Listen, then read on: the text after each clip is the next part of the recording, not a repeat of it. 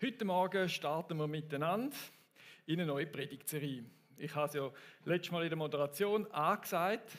Entfesseltes Evangelium heisst. Und das ist einfach eine Sensation, wenn man merkt, dass das Evangelium entfesselt ist. Und man merkt, es zieht seine Kreise, seine Runden auf dieser Welt. Und Menschen kommen zum Glauben und ich könnte jetzt sagen, es wird so viel Frucht entstehen. Und passieren Zeichen und Wunder und das Evangelium zieht, entfesselt. Wow, wer will das? 2, 3, 4. Ich habe es ernst gemeint. Wer will das? Ja, 5, 6, sehr gut. Ja, mit dem bin ich jetzt zufrieden, oder? Ich habe also nochmal Glück gehabt, oder? Das ist also dringend nötig, so eine Predigtserie, oder? Das zu machen, aber wenn man dann so in die Welt raus schaut oder in den Alltag hinein oder überhaupt, dann merkt man, das klappt nicht so ganz irgendwie. Mit dem Entfesseln, mit dem, dass etwas passiert auf dieser Erde und es klappt irgendwie nicht. Ich werde heute Morgen 2 Gründe anfügen, warum das nicht immer so flutscht, oder? Und bitte, wenn du jetzt schon gehört hast, Evangelium, jetzt tritt ich muss irgendwie auf die Straße raus. Ich weiß nicht, was jetzt bei dir für ein Film abläuft, oder? Und ich sehe gerade schon, wie die automatischen Rollen dann runtergehen, oder? Und dann unten einhängen, oder? Mit der Einbruchsicherung. Du kannst die unten lassen, oder? Aber vielleicht ist es cool, wenn du es schräg stellst. Weil es kommt nicht so, wie du denkst. Es kommt nicht so, wie man es denkt. Das habe ich schon 100-mal gehört und so. Und trotzdem, wenn wir 2 Sachen miteinander anschauen, wo man auch als Gründer sagen, warum es nicht so flutscht, warum es nicht einfach nur so durchgeht. Oder? Und das ist nämlich, das eine ist genau das, warum die Rollen dann runtergehen. Und ich denke, jetzt muss ich muss jetzt ja ein Evangelist sein. Ein grosser Fehler, warum das Evangelium nicht entfesselt ist, ist das, dass man probiert, etwas zu sein, wo man nicht ist. Dass du es nicht auf deine natürliche Art und Weise probierst, zu erzählen. Das ist ein Grund, warum es irgendwie nicht klappt, oder? Das merkt man auch in der Missionsgeschichte. Man hat dann probiert, Europäer zu machen in Afrika und nicht Christen. Und das andere ist, wenn man in einer Sprache redet, wo man nicht versteht. Dort, wo du gerade das erzählst, oder? Wenn man so fromm redet, dass die Leute eigentlich gar nicht mehr denken, was hat der jetzt mit dem Blut gemeint? Oder mit dem Schäfli, ich komme nicht raus, das Schäfli auf dem Thron irgendwie. Und dann, da kommen die Leute nicht raus. Das sind so 2 Punkte, die ganz essentiell sind, wo man eigentlich muss sagen, hey, so geht es nicht. Wenn ich nicht auf meine natürliche Art kann sein, wenn ich bin und so das Evangelium erzähle und wenn ich eine falsche Sprache bringe. Andersrum könnte man ja sagen, das Gegenteil wäre, du erzählst es so, wie es dir liegt. Und du erzählst es in einer Sprache, die alle verstehen.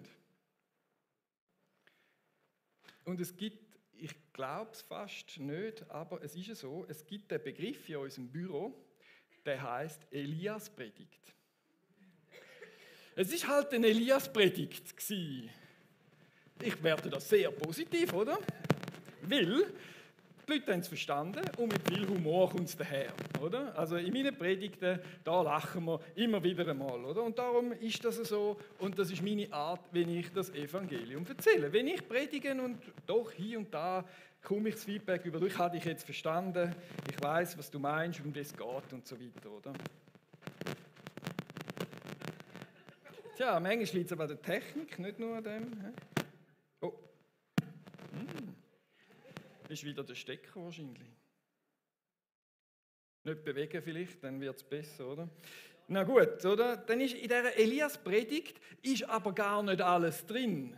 Versteht ihr? Ich habe gewisse Defizite, oder? Früher war es noch viel schlimmer, da habe ich eigentlich mehr Witz erzählt als ernste Sachen, oder? Und dann ist es so ein bisschen, ja, will er mich jetzt unterhalten oder kommt er dann? Und dann ist es, was ich euch meistens sagen kann, es geht zu lang. Oder das ist das, was der Joni meistens sagt, das ist zu lang gegangen, oder? Also das sind so die Elias-Predigen. Aber eben, weil nicht alles drin ist und weil ich es nur auf meine Art bringe, braucht es auch dich. Weil ich spreche nicht alle an. Dann braucht es ganz viele Leute, die das Evangelium verteilen, auf ihre Art, wo wieder andere Leute ansprechen. Und das ist das Ziel von dieser Predigtserie, von diesen 4 Predigten, dass du und ich als Christen sprachfähig werden oder sind, um unseren Glauben in deinem Umfeld können zu erzählen. Das ist ein Teil davon, wo wir in dieser Serie miteinander erarbeiten. Auch du darfst entdecken, welche Art ist es denn, die ich erzählen kann. Und welche Sprache rede ich denn? Und wer versteht mich denn? Und das ist das, wo wir ein Stück weit in dieser Serie miteinander durchgehen. Und wenn wir jetzt von dem Evangelium reden, oder, das ist ja auch ein Wort, was bedeutet das genau? Gibt es denn irgendwo eine Zusammenfassung, was das eigentlich genau heißt? Du musst ja auch wissen, was du darfst erzählen oder sollst erzählen oder wo wir dich ermutigen zu erzählen auf deine Art in dieser Sprache, wo man heute versteht. Und ich habe da ein bisschen in der Bibel herumgeforscht und es gibt eigentlich eine Vielzahl von Stellen, wo das Evangelium ein Stück weit zusammenfassen. Wir haben jetzt eine heute Morgen, also ich habe noch eine zweite dran gehängt, wo ich euch möchte zeigen, wo man kann sagen, hey, die gute Nachricht, oder? Das ist immer so, man tönt ja zuerst davon, hey, ich muss ja evangelisieren, ich muss auf die Straße oder ich muss ins Spital oder ich muss es erzählen. Aber wichtig ist ja, dass du auch mal begreifst, was es bedeutet für dich. Und darum heisst die heutige Predigt, das ist in allererster Linie gute Nachricht für dich. Für dich. Jesus meint mit dem Evangelium zuallererst dich. Er will dir etwas damit zeigen. Er will dir damit seine Liebe zeigen. Und das, was Jesus für dich da hat, es geht um dich. Es ist in allererster Linie einmal eine gute Nachricht für dich. Und darum möchte ich euch da aus dem 2. Korinther 5,18 vorlesen. Es fängt an mit er, das ist Gott. Er hat uns durch Christus mit sich selbst versöhnt. Das gilt für dich. Ja, in der Person von Christus hat Gott die Welt mit sich versöhnt. Gilt für uns alle. So dass er den Menschen ihre Verfehlungen nicht anrechnet. Hey, da gibt es eine Rechnung über mein Leben und Gott rechnet die nicht an. Gott selbst ist es, der die Menschen zur Umkehr ruft. Hey, kommt, ich will eure Rechnung tilgen. Durch Jesus Christus. Das ist die Botschaft, die in allererster Linie dir da rein und am Livestream, jeder Person auf dieser Welt gilt. Das ist die Person, das ist gute Nachricht für dich. Und dann kommt Römer 10,10. Wer umdenkt und im Herzen glaubt und mit dem Mund bekennt, der soll gerettet werden. So simpel. Und das ist das Evangelium. Und das gilt in allererster Linie für dich. Und das tönt super, weil Gott ist aktiv. Seine Liebe ist aktiv für dich. Also ihr solltet eigentlich, ich sehe es nicht so recht, doch 2, 3 lachen, oder? Weil es ihnen ins Herz hineinfällt, so Schritt für Schritt. Ja, Gott liebt dich und er hat dir vergeben und er rechnet dir deine Schulden nicht zu. Er hat dich versöhnt durch Jesus Christus mit sich selber. Das ist so eine gewaltige Botschaft.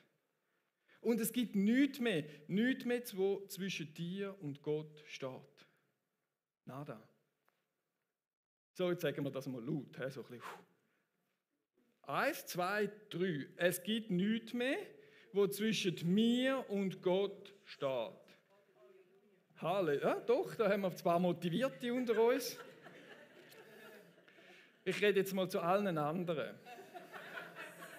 Wenn in deinem Herz, in deinem Kopf ein Aber kommt. Ja, aber ich habe doch gestern ein Porno reingezogen. Ja, aber ich habe doch heute Morgen meine Kinder sowas von zusammengeschissen. Ja, aber ich habe gestern noch so schlecht über den und den und den geredet. Aber ich bin es doch nicht wert, ich bin es doch nicht würdig, ich bin doch der Elias, oder? Schwierig.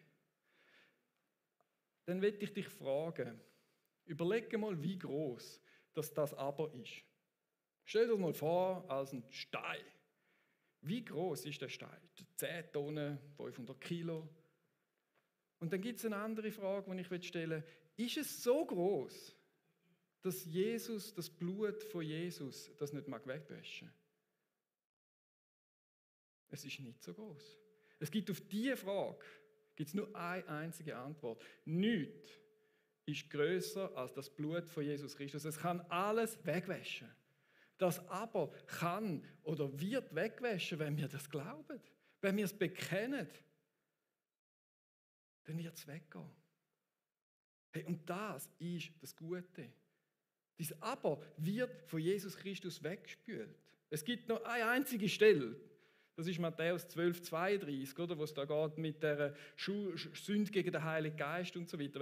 Wenn ihr Fragen habt zu dem, explizit, das Aber dort irgendwo hockt, der Joni gibt euch gerne Antworten, könnt ihr gerne kommen. Das ist gar kein Problem. Nicht, das sage ich ja nur wegen der Korrektheit. Oder? Es gibt die Stellen und über die muss man diskutieren. Und ich habe schon viel über das diskutiert. Und da ist es Aber in diesen Köpfen drin und vielleicht auch in deinem Kopf. Aber ich bin doch nicht würdig. Aber ich bin doch zu wenig gut genug. Aber ich habe doch das und dieses nicht richtig gemacht. Aber. Ich kann dir sagen, es gibt nichts. Gar nichts, was zwischen dir und Gott steht. Und das ist das Evangelium.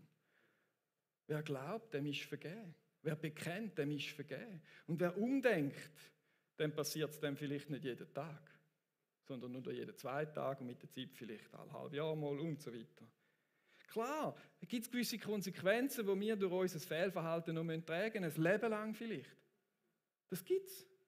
Aber das steht nicht mehr zwischen dir und Gott. Du kannst direkt zu Gott kommen. Du kannst in sein Reich hineinkommen, du kannst in seinen Tempel kommen, du kannst ins Allerheiligste hineingehen vor seinen Thron.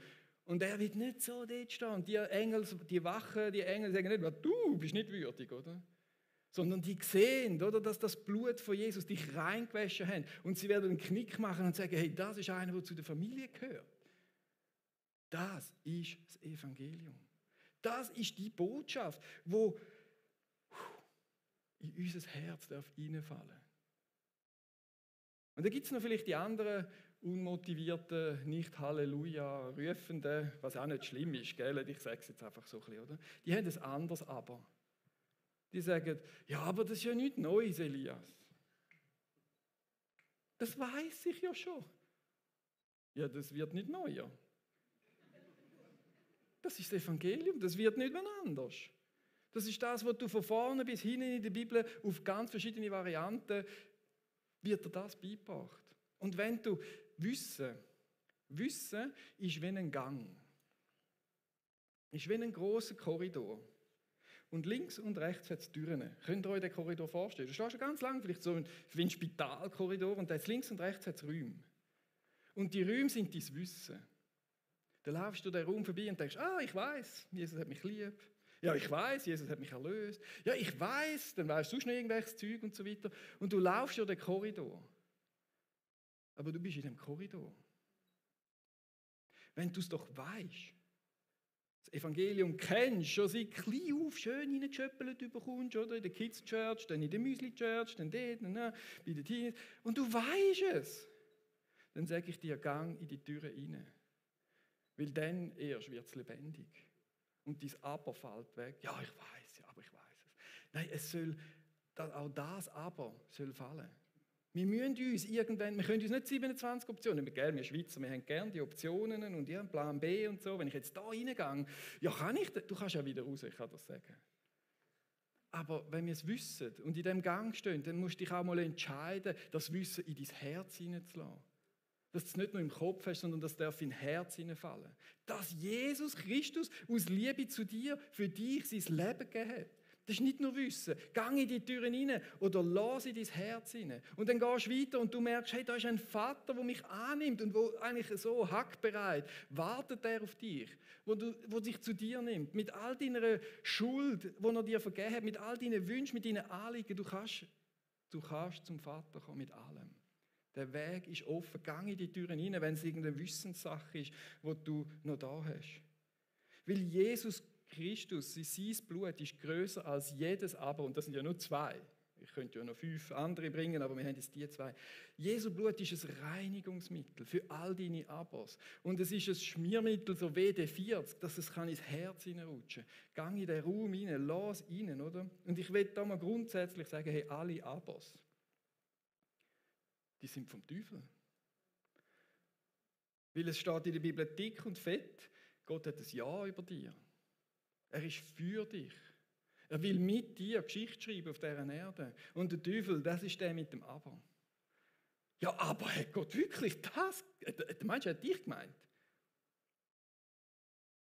Er möchte verhindern, dass du genau die Nähe zu deinem Vater kannst haben. Er möchte verhindern, dass du genau die Nähe zum Heiligen Geist kannst haben. Das ist genau sein Ziel.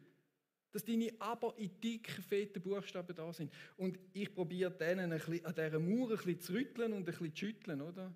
Dass die Aber sind besiegt durch das Blut von Jesus, weggespült oder eben, die können ins Herz rutschen durch das Blut von Jesus. Gott hat ein Ja zu dir. Jesus hat ein Ja zu dir. Der Heilige Geist hat ein Ja zu dir. Lass dich erfüllen. Gang zu ihm. Nimm das Blut jeden Tag an für dich. Das ist das Evangelium. Das Blut von Jesus macht dich frei und die Türen gehen auf im Thron von Gott und du kannst in den Thronsaal hineinkommen mit allem, was in deinem Herz drin ist. Mann, mit allem. Mit deinen Sorgen von gestern, mit dieser Not von heute, mit dem, dass deine Freundin, mit dem, dass deine Ehe, mit dem, dass deine Kinder, mit allem. Come on, du kannst kommen, die Türen stehen offen. Er hat zahlt. Er rechnet es dir nicht an, dass du kannst kommen, immer wieder. Jeden Tag. Verbunden sein mit dem Jesus Christus. Das Evangelium heisst, es gibt keine Trennung mehr zwischen dir und dem Vater.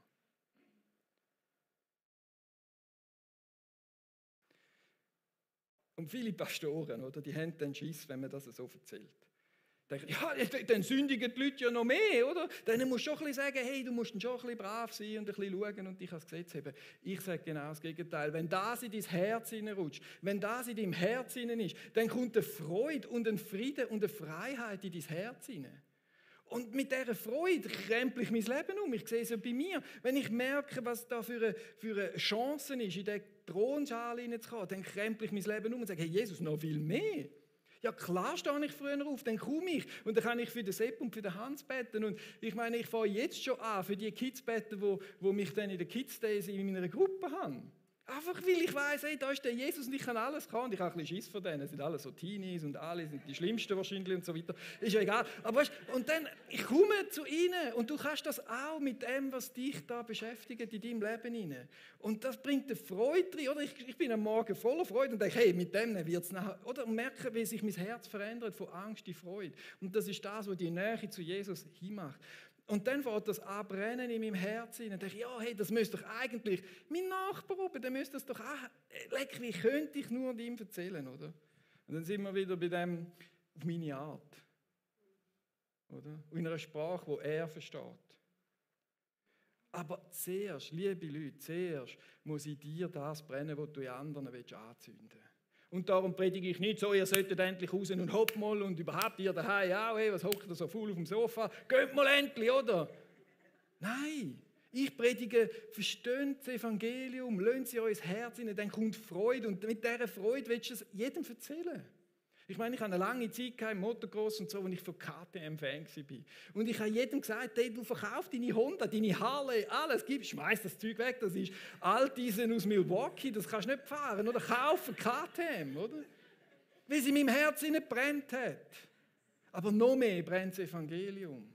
Weil der KTM treibt mich durch die ganze Grosspiste, oder? Aber das Evangelium treibt mich in die Ewigkeit hinein. Das treibt mich dort in den Thronsaal hinein, am Morgen, früh oder am Abend, dann, wenn du halt willst, oder? Kannst du dort reingehen. Und das muss zuerst in dir brennen. Und das hat ein Kirchenvater schon gesagt, lang vor mir.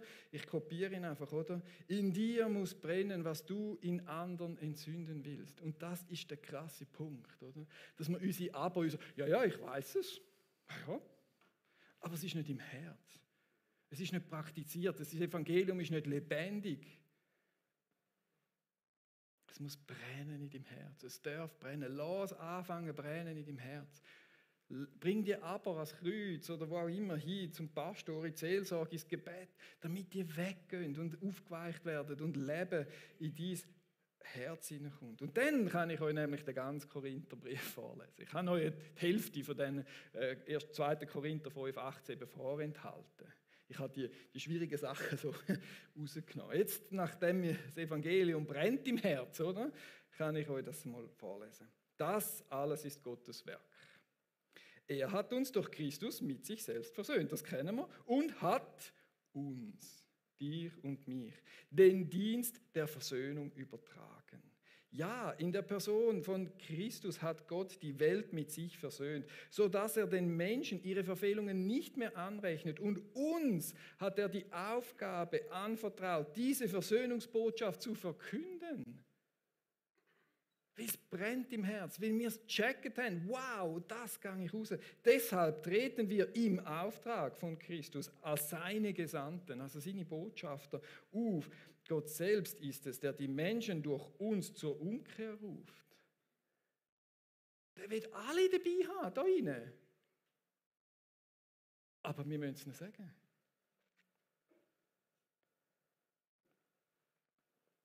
Wir bitten im Namen von Christus, nehmt die Versöhnung an, die Gott euch anbietet. Und das mache ich heute Morgen da. Im Namen von Jesus, wenn jetzt Jesus da steht mit den durchbohrten Händen, leuchtend in weißem Gewand, ihr würdet alle, oder? Aber ich bin halt jetzt nur, mit einer Elias-Predigt einmal mehr. Und ich tue aus seiner Stadt euch sagen, hey, lasst euch versöhnen mit Gott, lasst euch anzünden von dieser Botschaft. Da sind wir aktiv in dem hinein. Da gehen wir es erzählen. Und schaut, wir sind nicht Theologieprofessoren, die einen Glaubenssatz erzählen müssen und sagen, hey, das musst du genau so musst es sagen und auch glauben. Sondern wir fangen an mit unserem Leben. Wir fangen dort an, wo wir sagen, hey, da hat Jesus Christus mein Leben verändert. Hey, das musst du auch mal erleben. Da brennt es in meinem Herz. Oder dort, wo das Evangelium dein Leben erreicht hat, dich erreicht hat, das ist das, was wir erzählen müssen. Nicht ein Glaubenssatz oder eine Theologiesache. Oder? Dort, wo es heute total anders ist in deinem Leben, als bevor Jesus kam. Oder? Da gibt es so krasse Beispiele. Es werden ja immer nur die krassen erzählt. Oder? Aber vielleicht hast du auch ein kleines, wo du sagen, hey, da ist Jesus in mein Leben gekommen und es ist nicht mehr gleich wie vorher. Und dort, wo die Kraft Gottes in deinem Leben drin ist, dort erzählen wir. Und so, wenn wir das Evangelium raustragen, so wie wir gelismet sind, du musst es ja nicht machen wie ich. Du hast ja andere Sachen erlebt. Das ist so eine vielfältige Sache, wie das Evangelium wirkt. Das lesen wir in der Bibel, aber das lesen wir auch in allen diesen christlichen Biografien. Das ist ja so ein Unterschied, dass Gott einen Leuten mit Kribbeln, Wirbelsäulen drauf und drauf und Zeug und Sachen begegnet. Ich habe nur Hexenschüsse. Oder? Und die sind wahrscheinlich nicht von Gott. Das habe ich nicht. Aber dem ist es so begegnet. Dann schreibt er ein Buch, oder? Wow, die Leute, die alle das cool finden, lesen das und sie kommen Gott näher. Ich habe meine Elias-Predigten. Aber du hast deine Art.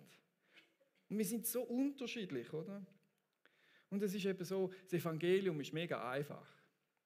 Es ist grundsätzlich mega einfach, oder? Man kann es als Geschenk bekommen, man muss es nicht erarbeiten, Punkt. Und das andere ist, jedem Mensch ist es zugänglich. Das ist das Einfache am Evangelium. Aber das Evangelium ist überhaupt nicht irgendwie einfältig. Es lässt sich eben nicht auf eine einzige Form beschränken. So nur dann, wenn deine Wirbelsäule kräuseln, ist es richtig, oder? Das mag für die einen, genau das brauchen die. Und die anderen brauchen aber etwas anderes. Und darum kann man nicht sagen, ja, ich beschränke mich jetzt einfach auf das, oder? Die 5 Punkte sind eine super Sache. Aber mein Bruder würde nie auf das einsteigen. Da kommt er gerade, nein, so muss man nicht kommen. Oder? Das ist einfach nicht seine Sprache, das ist nicht seine Art und Weise. Sondern da gibt es viele verschiedene. Und die Bibel zeigt uns viele verschiedene Sachen. Gerade Jesus ist nicht jedem begegnet und hat jeder gerade auf seine Schuld hingewiesen. Und er wäre ja der, der es hätte können. Sondern er ist jedem auf eine andere Art begegnet. Ja, jetzt muss ich da das Flipchart holen.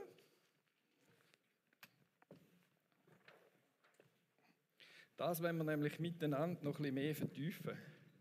Wir haben gesehen, es gibt etwas Neues gegeben. Das rollt jetzt wunderbar, oder? Jetzt wollen wir mal miteinander anschauen, wie Jesus dem Menschen begegnet ist. Wenn er das gemacht hat, ob er das jedem gleich gemacht hat oder ob er jedem individuell begegnet ist, oder? Und dann ist es so, wir haben als erstes, wir bleiben ein bisschen im Johannesevangelium, das ist mein Lieblings eigentlich, und im Johannes 1 begegnet er am Nathanael. Das ist einer von diesen Jüngern dann geworden, oder? Und ihm begegnet er, ich sage es jetzt mal so, wie ein Hirt. Ihm begegnet er wie ein Hirt. Und er sagt zu ihm, hey, ich schätze dich so sehr und bitte komm mit mir mit. Ich kenne dich, ich weiß, wer du bist und ich schätze dich. Er kommt auf der totalen Beziehungsebene. Oder der Nathanael, das ist der, der unter einem Baum gehockt ist, oder? Und gesagt, was kommt denn aus Nazareth schon gut? Der Jesus, bestimmt ist das nicht der Messias, weil er kommt ja aus Nazareth, der kommt nicht von dort. So viel weiß er so auch. Unter dem, ich sage jetzt, wahren Israelit, oder, der die Schrift kennt, oder, zu dem kommt Jesus und sagt, hey, ich habe dich gesehen dort unter einem Baum und ich kenne dich und ich will, dass du mit mir kommst. Und er baut sofort die Beziehung zu ihm auf. Und da begegnet er ihm als Hirt. Hirt ist da. Das Zeichen für Hirt ist natürlich ein Schaf. Mit einem Entengesicht. Okay. Das ist jetzt nicht so gelungen.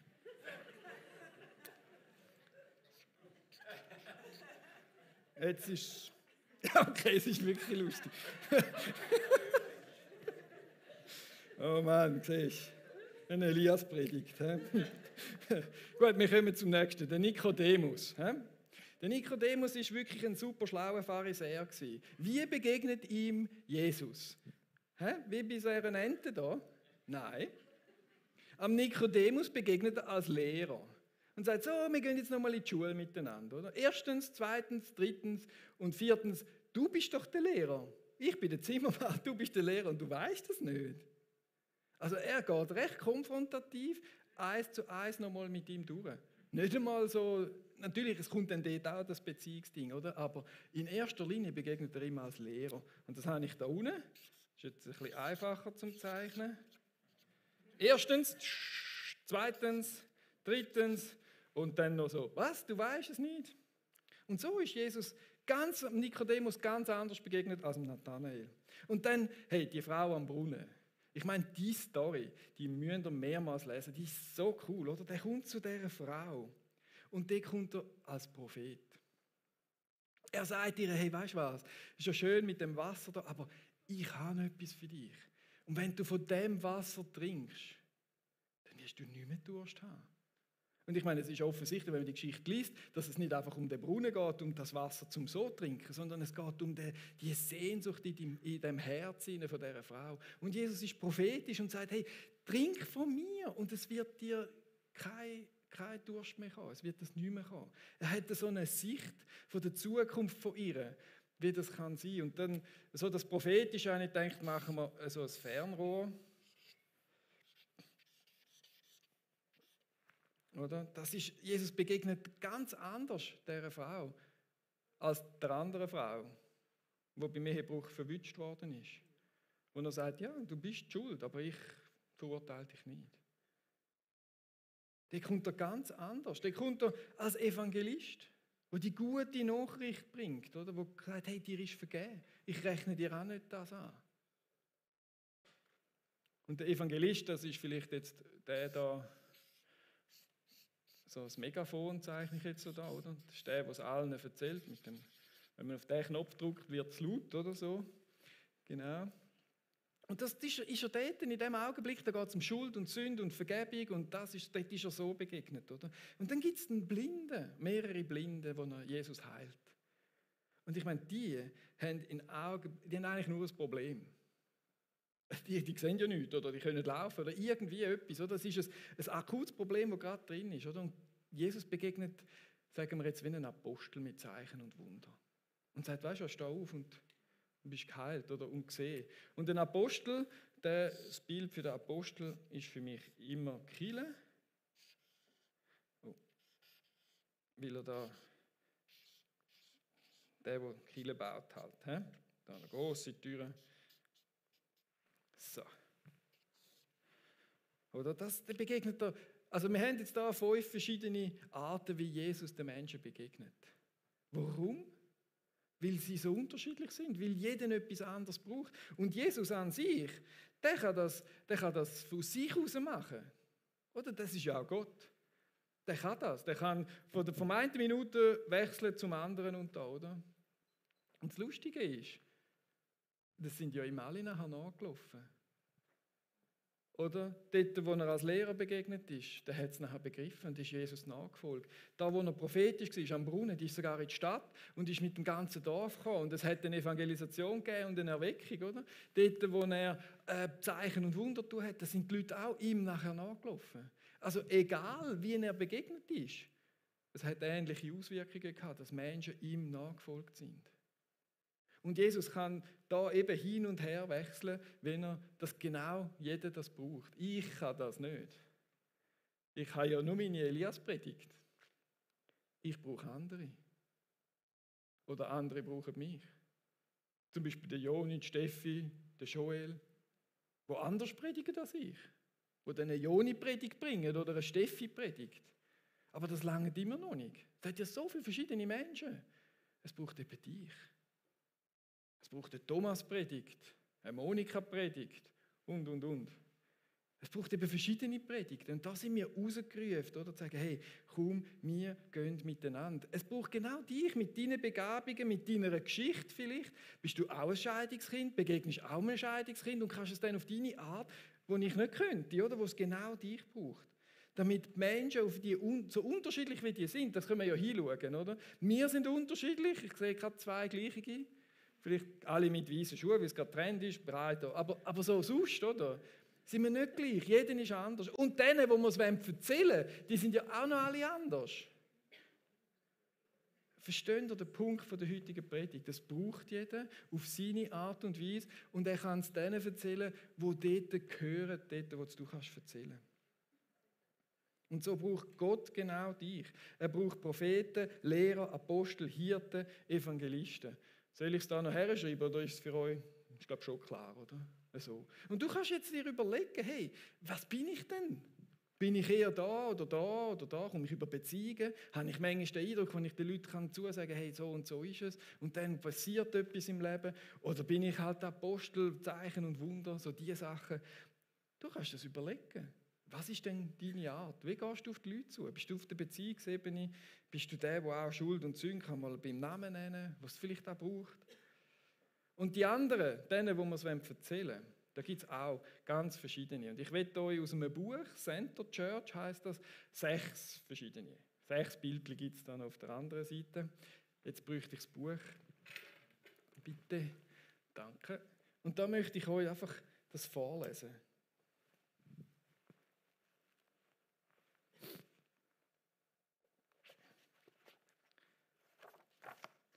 Also als Ausgleich, hey, ich habe schon aus der Bibel vorgelesen, jetzt lese ich halt mal aus dem Buch davor. Weißt du, andere haben ja immer die dicke Bibel beim Predigen, ich habe jetzt Center Church heisst das Buch. Sehr zu empfehlen, einfach ein bisschen zum drin schneiden. Und so möchte ich da die ersten Leute, sagen wir, die einen Zugang zum Evangelium suchen. Und denen begegnen wir, weil sie Angst haben, die Leute Angst in der jetzigen Zeit ist vielleicht das Thema, könnte ja sein, oder? Und aber auch Angst vor Gericht und vor dem Tod. Wer weiß, wenn der Krieg kommt. Und da haben wir im Hebräerbrief 2,14 heißt es, dass Christus uns aus der Versklavung an die Angst und vor dem Tod befreit. Und da gibt es Menschen, die leben in Angst. Was kommt echt nach dem Tod? Was ist echt da? Und die brauchen Befreiung von diesen Gedanken, die sich drüllen, die vielleicht ins Negative hineingehen, die vielleicht so in Schwermut hineinführen. Oder? Da gibt es Menschen, die sind in dem hinein. Und das will ich da unterzeichnen. Oder? Die Angst. Das ist ein Friedhof, da steht der Name, das Geburtsdatum und so. Und das sind die Blümchen. Einfach als Zeichen, hey, das ist der Tod. Die leben mit dem Tod vor Augen. Was kommt denn wenn? Die haben so viele unklärte Fragen, was das anbelangt. Oder wohin geht denn das? Dann gibt es eine zweite Menschen, eine Kategorie Menschen, oder? Die haben Wunsch nach einer Befreiung von einer Last, die sie umtragen. Die haben eine Last im Herz. Sie haben vielleicht eine Schuld im Herz oder eine Last oder Scham in ihrem Herz. Und sie suchen dringendst Befreiung von dem. Und da heißt es, Schuld ist nicht nur objektiv, sie kann auch eine subjektive innere Last auf unserem Gewissen sein. Hätten wir zum Beispiel im Psalm 51. Wenn wir das Gefühl haben, dass wir gegenüber anderen Menschen oder unseren eigenen Ansprüchen versagt haben, dann kann es sein, dass wir ein Grundgefühl der Scham und Selbstverachtung verspüren. Von diesen Belastungen bietet die Bibel Erleichterung. Versteht ihr? Das sind Menschen, die ein Gewicht herumtragen und einfach nicht, ja, was soll ich jetzt und was ist denn, oder? Und sie brauchen Befreiung. Und das sind wir, du und ich, auf unsere Art und Weise, die denen begegnen können. Ihr merkt, wie es rausläuft mit dieser Predigt am Schluss. Oder? Und da habe ich auch ein Bildchen, und zwar ist das der Rucksack. So, die zwei Henkel da, zum... Ja, oder? Das passt doch, da haben wir noch. Da haben wir die Flasche drin. So, genau. Und dann haben wir eine dritte Leute. Und die dritten Leute, die kenne ich auch, die suchen die Worte. Die sind auf der Suche nach dem Wort. Und in 1. Korinther 1,18 sagt Paulus, dass das Evangelium in den Augen derer, die verloren werden, völliger Unsinn ist. Aber für die, die gerettet werden, Gottes Kraft. Doch unmittelbar danach nennt er die Weisheit des Kreuzes den Gipfel der Weisheit. Er führt den Menschen in die Wahrheit so vor Augen, dass sie ihre Schönheit und Kostbarkeit sehen können. So wie jemand einen Diamanten zeigen würde. Oder diese Menschen, die auf der Suche sind nach dem Wort, die brauchen das Gegenüber, das das Wort nimmt und wie einen grossen Diamanten verschwärmt. Hey, hast du gesehen? Schau mal, da haben wir das. Und wenn du von da rein schaust, hey, dann spiegelt es so. Und musst du mal von oben rein schauen, dann ist es sogar blau oder smaragdgrün und so. Bist du vielleicht ein Typ, der so kann von dem Wort, von Jesus Christus, vom Kreuz, kann schwärmen? Und vielleicht mehr auf Lager hat, als einfach du Kreuz, du Schuld und so weiter, du brauchst sonst Hölle. Oder? Vielleicht gibt es noch mehr, wie man kann schwärmen, oder? Dass Menschen die Worte erkennen, wie sie die suchen. Ja, und die gehen im Fall weg, die gehen auf Indien pilgern, die gehen überall hin und kommen, weiss nicht wie, retour.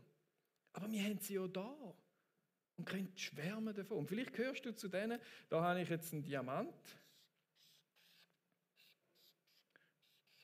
So ein bisschen so, mit diesen verschiedenen Facetten da, oder da, und dann strahlt er natürlich. Oder die Menschen, die nach der Wahrheit suchen, oder? Und dann gibt es halt die unerfüllten existenziellen Sehnsüchte, die brauchen einfach Hilfe, oder? Die Frau am Brunnen verheißt Jesus lebendiges Wasser. Damit ist offensichtlich mehr gemeint als nur das ewige Leben. Er meint damit eine innere Freude und Erfüllung, die im Hier und Jetzt zu spüren ist. Etwas, das die Frau bisher bei Männern gesucht hat. Und das ist da, wo... Oh, jetzt muss ich schön spicken. Das ist da, wo die Menschen... Ich sage jetzt, ein Geschenk überkommen. Wo sie auf dieser Suche sind nach einer Sehnsucht, wo sie ein Geschenk brauchen in ihrem inneren Leben, wo man nicht einfach kann sagen, hey, ja, da ist das Problem gelöst, oder das wäre das Nächste. Hilf in einem bestimmten Problem. Menschen, die sich zunächst mit ganz praktischen, unmittelbaren Bedürfnissen an Jesus wenden. Ihr Herz sagt, ich komme hier nicht weiter, ich finde keine Lösung für mein Problem, ich brauche Hilfe. Die Bibel zeigt, dass Jesus ohne zu zögern diese Hilfe leistet, ihnen daraufhin aber auch ihre Sünde und ihre Bedürfnisse nach Rettung von ewigem Gericht vor Augen führt. Also da merken wir, der Zugang dort ist auch einfach eine Hilfe, dass er diesen Menschen geholfen hat. Und da habe ich dann wie so quasi da das Spitalkreuz.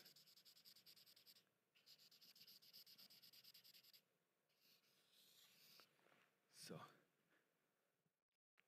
Und das ist mir sehr beeindruckend, ist mir da der Petrus in den Sinn, wo er da den Fischzug macht, oder? Und Jesus ist mit ihm an Bord und sagt, ja, schmeiß doch mal da einen raus, oder? Wenn er es so hat.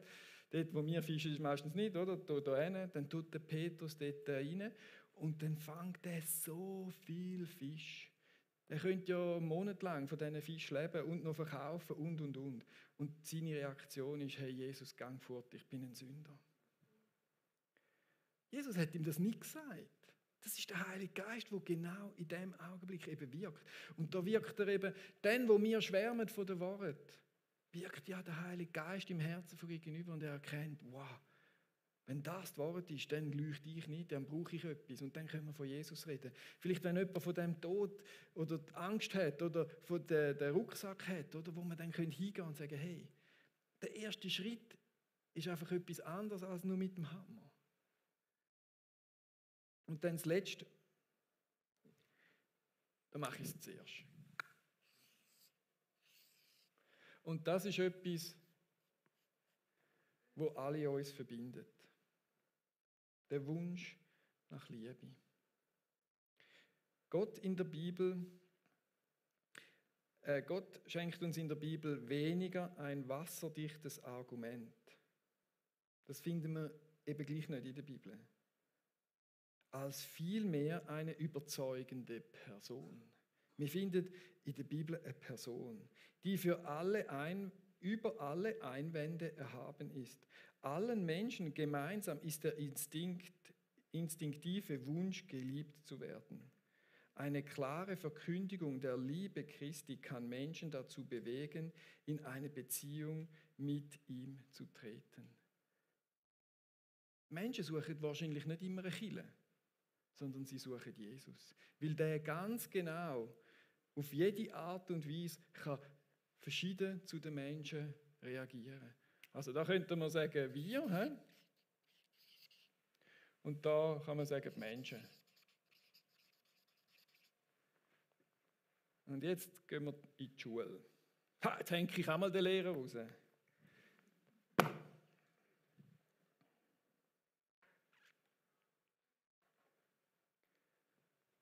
Das sind wir. Und du hast dir vielleicht vorher schon überlegt, ich bin vielleicht eher so, oder das ist mein Weg, oder dieses oder jenes. Und da haben wir die Menschen, die um uns herum sind, wir haben sie ja verkürzt, oder? Es ist ja noch viel vielfältiger, die ganze Geschichte. Und die Frage ist jetzt, hey, wer von diesen Menschen ist dir das grösste Anliegen? Willst du mit Leuten über die Wahrheit reden? Willst du Leute im Herzen ihnen Zuversicht und Mut machen? Willst du ihnen wirklich helfen?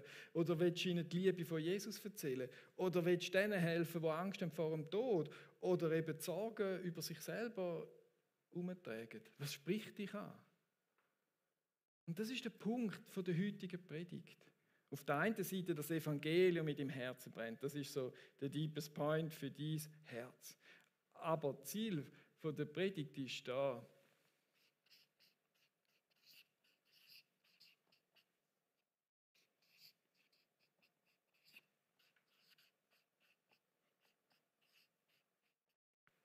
Finde den Match. Oder? Erste Klasse etwa so. Okay, das Fernrohr, wo gehört das echt hin? Also ich finde, der Hirte gehört da rauf. Der Evangelist, der passt doch noch gut da runter. Dann der Apostel, der hilft doch den Leuten. Und der Prophet, der ist bei der Wahrheit. Und der Lehrer, wo tun wir den her? Den können wir da und so, oder? Und ihr kennt die Aufgabe. Und da musst du dein Match finden. Wissen, wer du bist und wem du erzählen willst. Und dann geht es darum, in dieser Predigtserie sprachfähig zu werden. Was musst denn du wissen, wenn du jemandem mit der Wahrheit begegnen und über die Wahrheit diskutieren?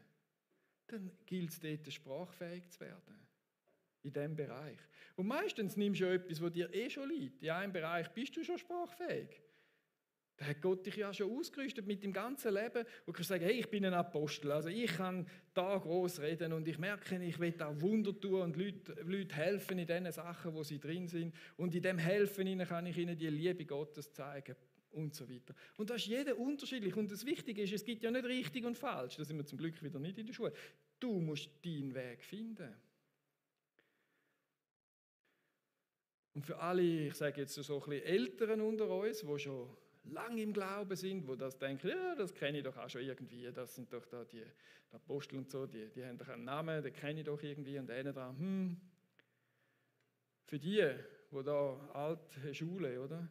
Würde ich sagen, wie wäre es denn, wenn man übt, auf verschiedenen Ebenen sprachfähig zu werden? Und dann beim Gegenüber zu merken, aha, da muss ich nicht den Evangelist führen, der braucht jetzt eben die Wahrheit. Mit dem muss ich über die Wahrheit reden, damit dem sein Herz aufgeht. Und so können üben, in verschiedenen Richtungen hinzugehen, hey, ja, da bin ich sprachfähig sein auf dieser Seite. Nicht nur ein Weg, wo du sagst, ja, ich bin der Lehrer, also ist klar, den mal mache ich, oder? Aber dann auch zu sagen, wow, ich will eben auch als Apostel können sprachfähig werden. Für Menschen, die über die Wahrheit wissen wollen. Oder ich will für den sprachfähig werden, der im Inneren Hoffnung und Liebe und so ein Geschenk braucht, wo das der Hunger weggeht. Und so können sprachfähig werden. Und das ist eine Herausforderung für uns alle. Für die das erste Mal hören, überlegt mal, ja, genau so und so. Und für die das kennen, hey, wie wäre es mal noch einen zweiten Schritt zu machen und zu sagen, hey, ich will für mehrere Leute können sprachfähig werden. Und so möchte ich euch heute das präsentieren, im Sinn von, hey, so wenn wir es erzählen. Aber bei all denen muss es zuerst brennen im Herz. Und so bitte ich dich, oder sage ich dir, wirf immer wieder ein Scheitchen vom Glauben in dein Herzensfeuer hinein, dass das kann weiterbrennen, dass das kann weitergehen, dass Glaube lebendiges Feuer in deinem Herz ist. Und wenn es verlöscht ist aus irgendeinem Grund, ich weiß auch nicht, was ihr alles erlebt habt, oder? Dann ist es auch eine Entscheidung, zu sagen, ja, ich lasse nicht einfach nur ein bisschen räuchen. Sondern heute ist der Tag, wo ich hingehe und ich lasse für mich beten und sage, hey Herr, da brauche ich einfach deinen zündenden Gedanken. Oder ich will das und das nicht mehr nachtragen, weil eben so Zeug lässt uns dann einfach auch das Feuer verlöschen. Und so ist das Gebet jetzt auch für euch offen, für alle, die wollen. Also ich meine, ihr könnt auch für euren kleinen Zeichen beten lassen oder so, das spielt nicht, die beten gern für alles, oder? Aber wenn es etwas ist von der Predigt her, wo dich jetzt anspricht und sagt, hey, ich muss das Feuer haben, Fire, Jesus, Fire, oder? Ich meine, wir könnten ja einen Feuertunnel machen, das wäre vielleicht ein bisschen zu charismatisch gerade. Aber einfach, dass wir für das beten lassen und sagen, hey, ja, da ist der Gott, der durch Gebet eben Feuer empfacht und dort hingehen. Und so lade ich euch ein, jetzt in der nächsten Zeit vom Worship ist das so, dass wir können, für uns beten lassen. Und auf der anderen Seite, wenn du noch ein Aber hast in deinem Leben drin, dann bete ich gern für dich oder auch sie vom Gebetsteam, dass die Abers möchten schmelzen und Feuer vom Evangelium darf in unser Herz hineinkommen. Und wie immer ist ein Elias Predigt zu lang gegangen, wenn ich auf die Uhr schaue. Und trotzdem bete ich noch. Jesus Christus, ich danke dir, ihr dürft gerne aufstehen. Genau. Ich danke dir, Jesus, dass du mit jedem von uns einen Weg gehst. Mit jedem von uns. Und dass das Evangelium in unseren Herzen brennen kann, damit wir das Feuer in die Welt heraustragen können. Als Apostel und Lehrer und Propheten und Hirten und. Und zu diesen Leuten, die so verschiedene Bedürfnisse haben. Und da brauchen wir, Heiliger Geist, dich, deine Weisheit. Und ich bitte dich, dass die in die Herzen hineinkommen, heute Morgen hier in der Predigt. Dass wir wissen, wenn wir wie begegnen sollen. Und wir mutig da experimentieren. Mit dir. Amen.